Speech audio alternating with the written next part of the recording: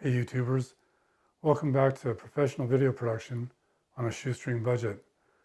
Last time I was talking about some basic shooting styles, basically shooting postcards.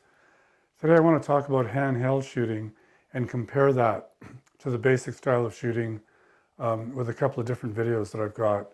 Um, Handheld is got certain applications.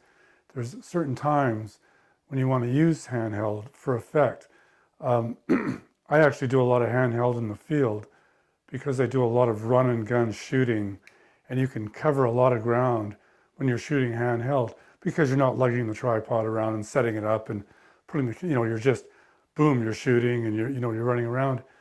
Quite often when I'm doing that style, I am still trying to shoot postcards. So I'm trying to get the camera fairly steady. It's very difficult to zoom in on something when you're handheld and be steady. As soon as you start to zoom in, you're going to notice all the little movements and it's not going to look very good. So you stay wide on your lens, and shooting handheld with practice, you can get some pretty steady shots.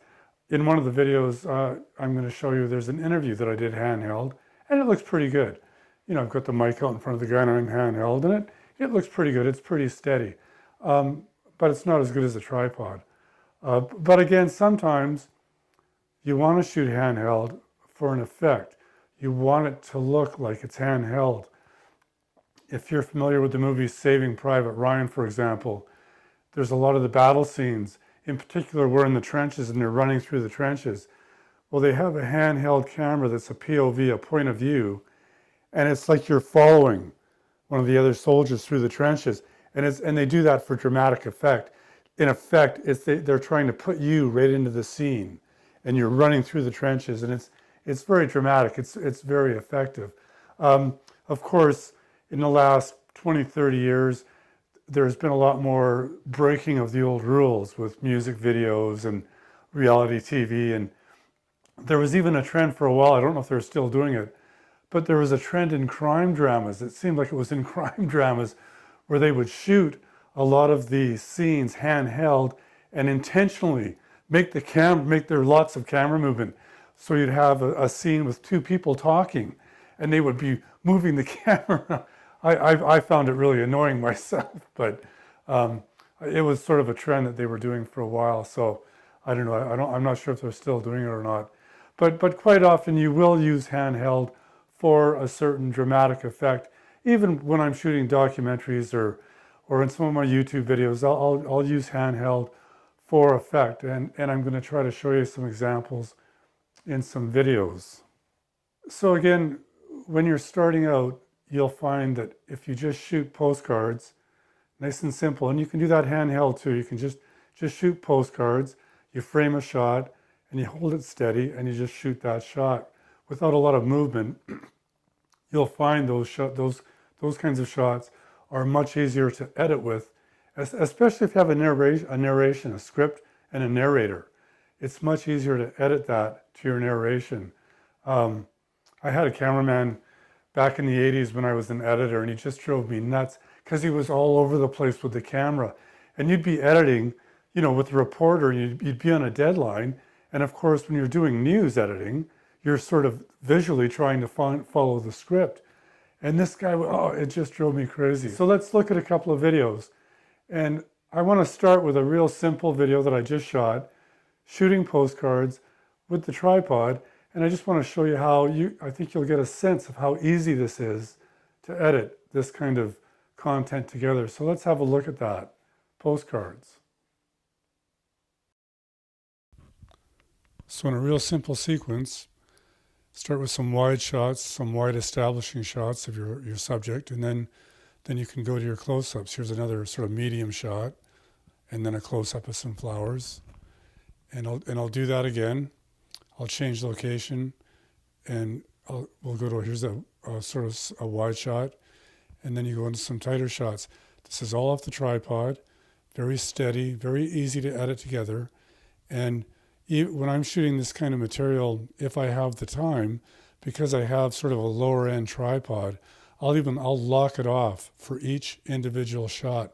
So I get a real nice rock solid real nice rock solid postcard. And it's just extremely easy to edit this kind of thing together. You can easy to follow a narration if you had a script talking about the garden, talking about the different flowers and ornaments in the garden.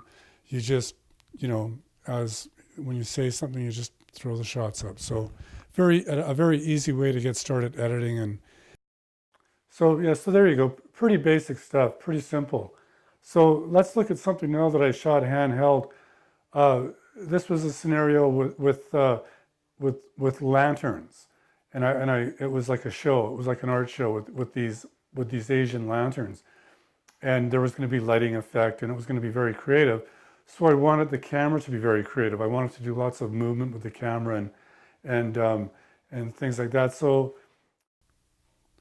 here we are in this hall, and as you can see, it's a very creative type of show, and being handheld, I can have freedom of movement, and I can reveal things to the audience by being able to move the camera any way I want to. You can get that effect of revealing images and content to the audience.